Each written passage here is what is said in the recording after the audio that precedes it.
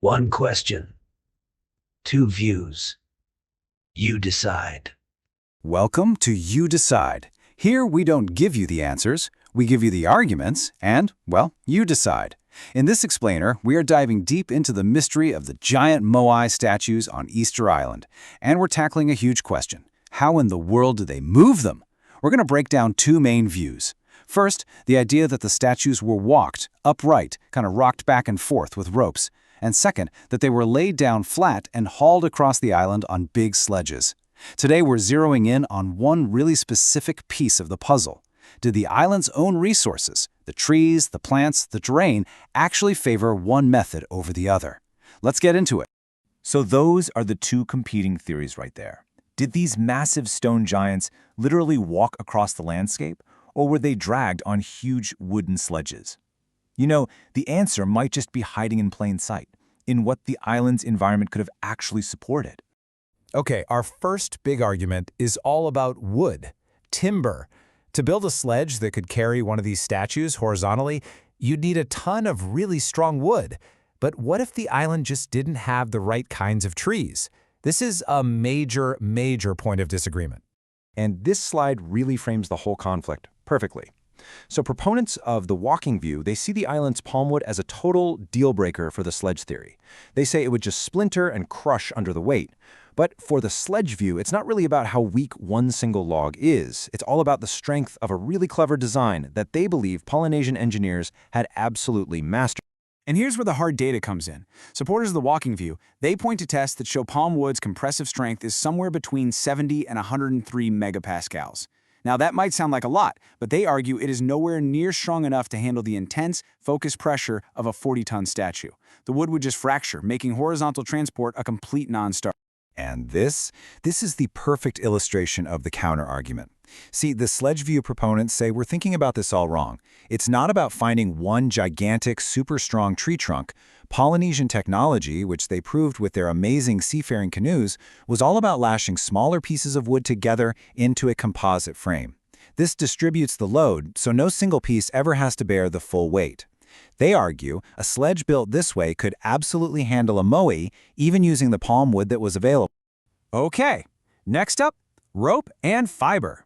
Both transport methods would have needed a mind-boggling amount of rope. So the question becomes, which method did the island's resources and, just as importantly, the logistics of actually making the rope truly favor? So here we see another fascinating clash of ideas.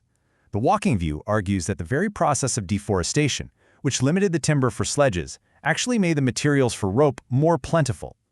But the sledge view counters that, hey, just having the raw plants isn't enough. Turning all that fiber into miles and miles of load-bearing rope is a huge job that could have seriously bogged down the entire workforce. Now this slide is a really powerful piece of evidence for the walking view. Their calculations suggest that the shrub used for making rope, the hahau, was so incredibly common that transporting every single Moai on the island would have used up less than 0.1% of the island's total vegetation. I mean, from this perspective, fiber was practically an unlimited resource.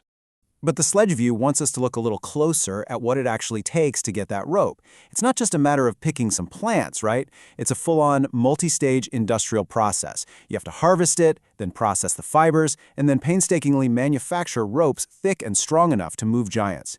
They argue this creates a huge labor bottleneck, one that competes with other vital tasks like fishing and farming, making the sledge's more moderate and reusable rope needs a much more logical choice.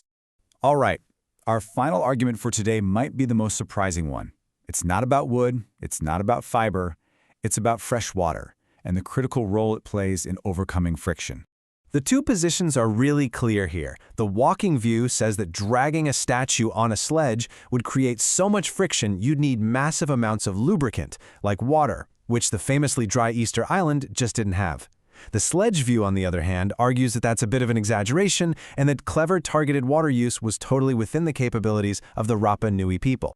Proponents of the walking view even bring in the physics. They point to the static friction coefficient of dragging heavy stuff over rough ground, which is around 0.52 to 0.53. Now, to overcome that much resistance for a 40-ton statue over miles and miles, that would require immense force.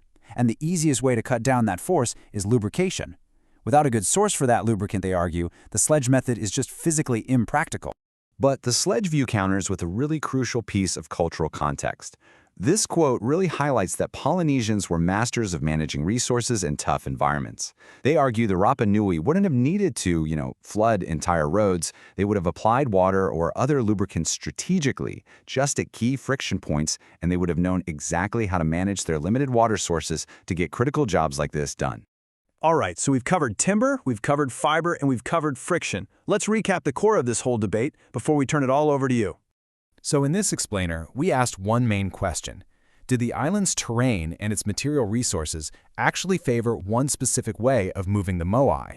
We broke that down into 3 key arguments. First, we looked at timber, asking if the palmwood was strong enough for sledges or if its weakness really favored walking them upright. Second, we talked about rope, and whether the abundant fiber was a clear advantage or if the sheer labor to produce it was a critical bottleneck. And finally, we looked at water, and whether the island's scarcity made a friction-heavy sledge transport basically impossible. So here's the bottom line. View 1 argues that when you look at the island's real-world limitations, the weak wood, the scarce water, the walking method just emerges as the only logical sustainable solution. It worked with the environment. But View 2 argues that these constraints weren't deal-breakers at all. They were just engineering challenges that were perfectly solvable through the kind of adaptive technology and sophisticated resource management that was a hallmark of Polynesian cultures. So, there you have it. You've heard the arguments from both sides. Based on the island's resources, we don't take a position here. That's not our job. That's up to you. So, what's your take? Let us know what you think.